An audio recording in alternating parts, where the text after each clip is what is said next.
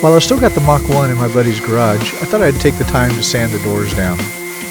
While I had the chance, I wanted to stabilize the sheet metal and clean up the different layers of primer. I knew it'd be a while before I got around to sanding it down to bare metal and take out all the dents. I threw some 80 grit sandpaper on the sander and started going at it. So I thought I would do a quick sanding job, put a new layer of primer. I wanted to get that surface rust off and stabilize what paint was left.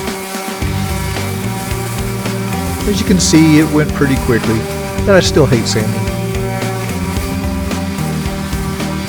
This also gave me some time to think and to reflect on exactly what I wanted to do with the car, how I wanted to paint it, and how I wanted to trim it out.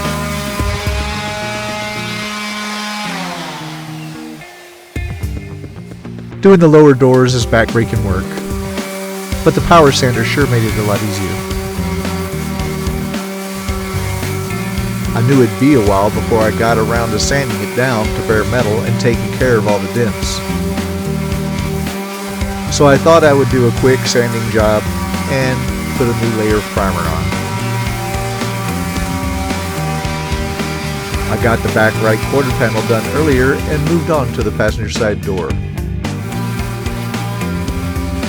It took forever to remove the rust. Luckily it was all surface rust, but it did take its toll on me. Sanding is my least favorite thing to do while working on cars.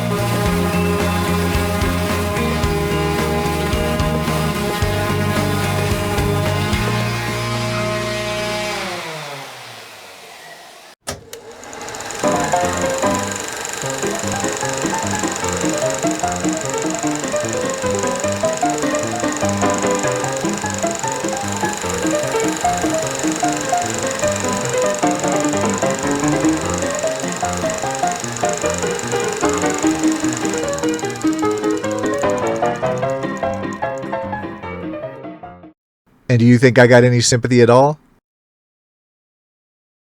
No.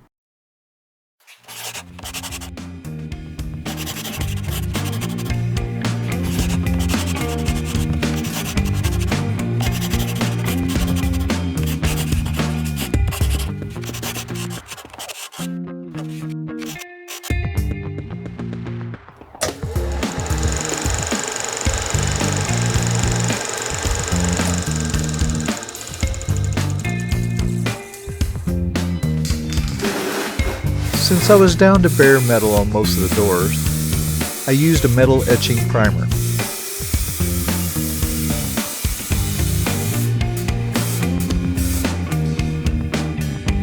I was a little surprised with how dark it was compared to the lid. But there's an actual reason for the dark color.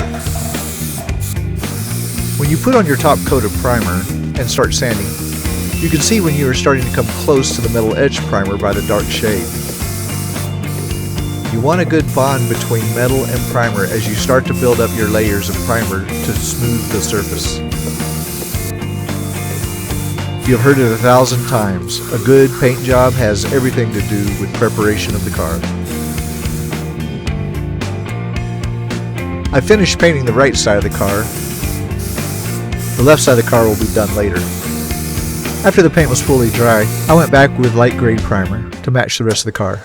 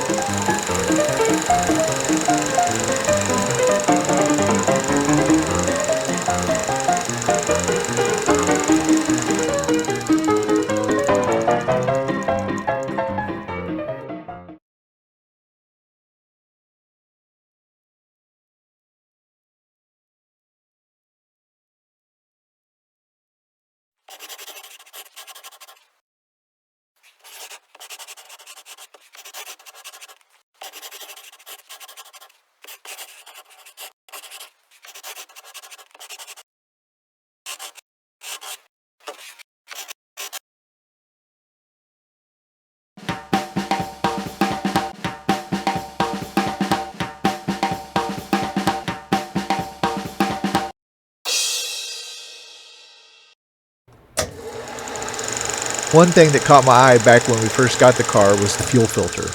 It looked bad. Lots of rust in it. So when I went to drain the fuel tank and refill it with about 5 gallons of fuel, I thought I would just turn on my electric fuel pump and let the unfiltered fuel pour into an old Cool Whip container.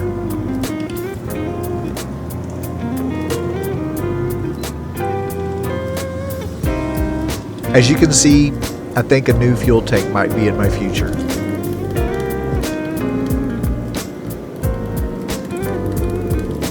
When I get the car to the new garage, I'll probably assess the fuel lines and see if they need to be replaced too.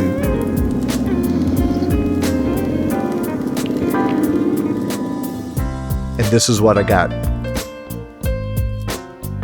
It's good right now for troubleshooting and moving to the new MyMach1forLife headquarters. I bought an old Holley 4150 carb and rebuilt it. I built a small stand for handling and disassembly out of some old carriage bolts and washers. Cheap, easy, and effective.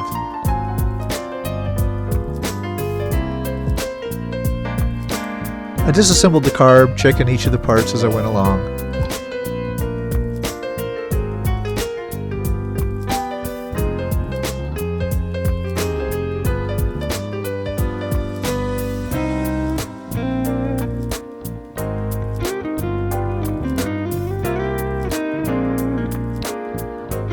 Removing all the old gaskets and the power valve. Here are the metering blocks. They're in pretty good shape. Using the parts washer with a light cleaning agent, I scrubbed the carb with a paintbrush, getting into all the little nooks and crannies.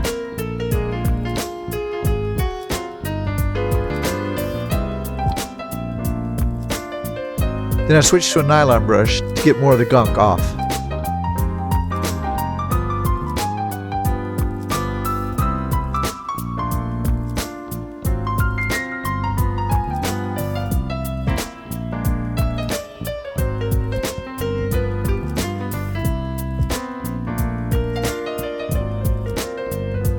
I used a small brass brush on a few hard to clean places, but a light touch had to be used in order to not damage the metal.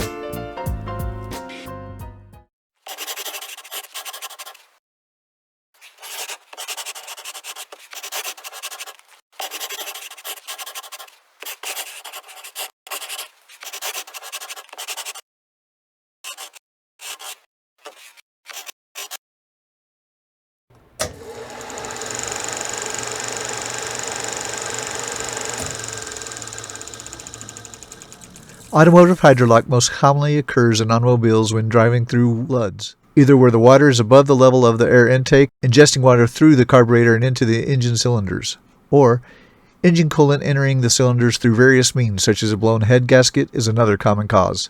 Excessive fuel entering or flooding one or more of the cylinders in the liquid form due to abnormal operating conditions of the carburetor can also cause hydrolock.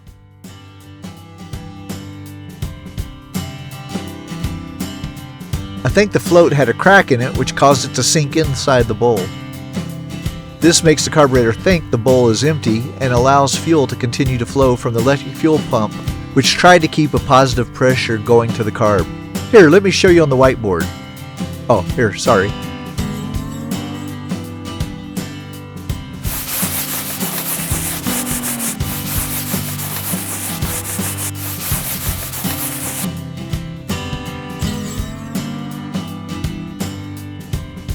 As the bowl filled up, fuel spilled over into the intake manifold.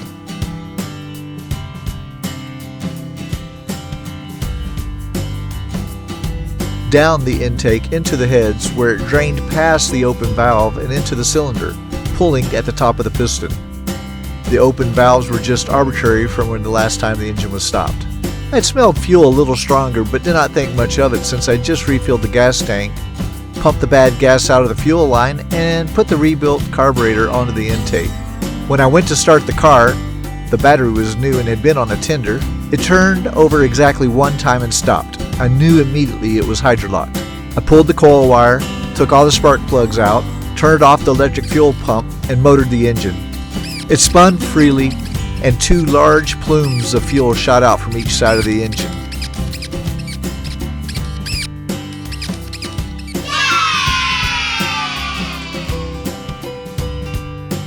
The damage Hydrolock engine can do is tremendous.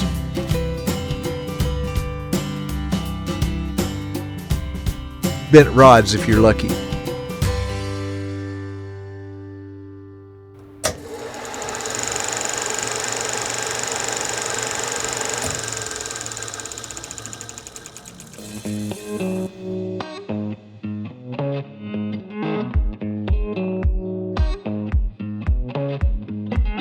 I decided to take off the performance racing carb I was using and rebuild the Holly at a later date. But I needed something that I knew would get the Mach 1 home. Thank the mechanical gods for power tools. They sure make the job easier.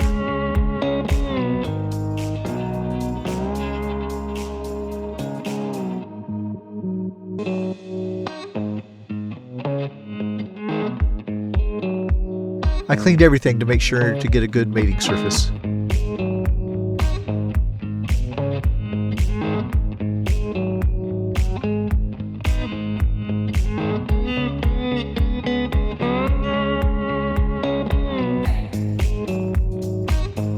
I did have a choice: use the PRC, rebuild the Holly again, or just go buy a new Holly 650 and move forward.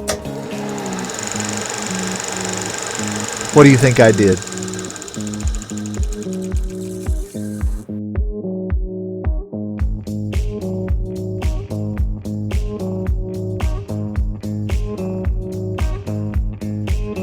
It mounted right up with a new gasket. I set the carb on and tightened down the bolts, no problems at all.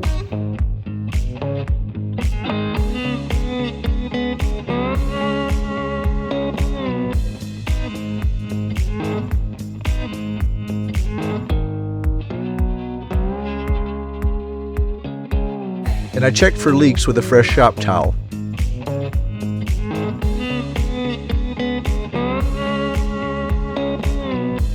It actually took a few tries to stop the leaks.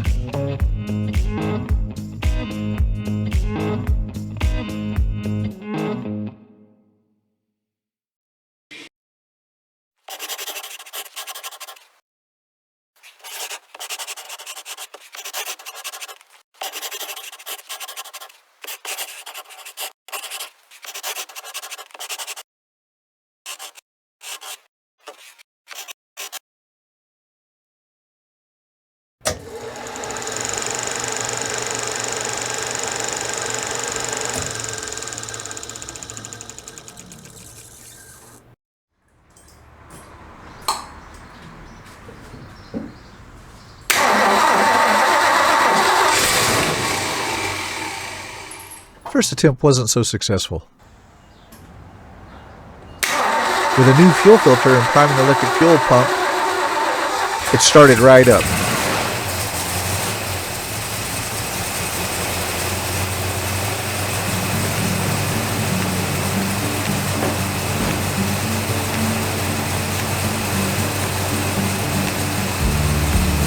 I messed with the fuel settings and got the RPM around 850. Factory says 1000 RPM on standard transmission with AC and single point distributor, but it sounds good at 850. More adjustments to the idle screws.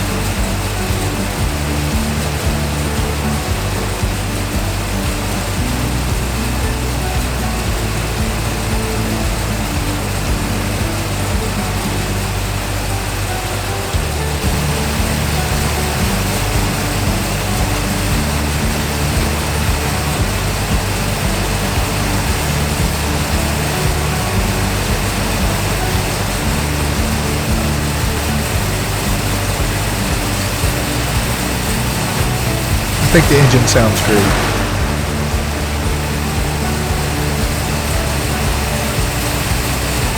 And the international symbol for I didn't chop my thumb off starting the car. But don't worry, the day's still young.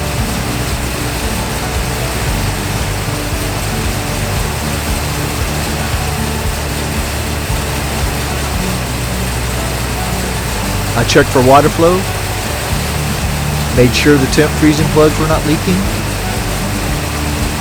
Everything looked good, and we were one step closer to moving the Mach 1 to its new home. I made small adjustments as the engine warmed up.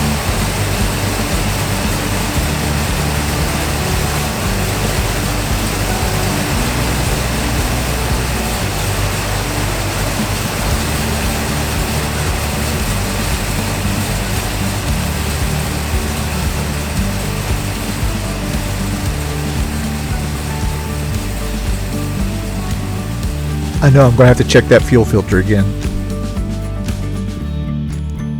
I'm looking forward to moving it to its new home so I can work on the car more often.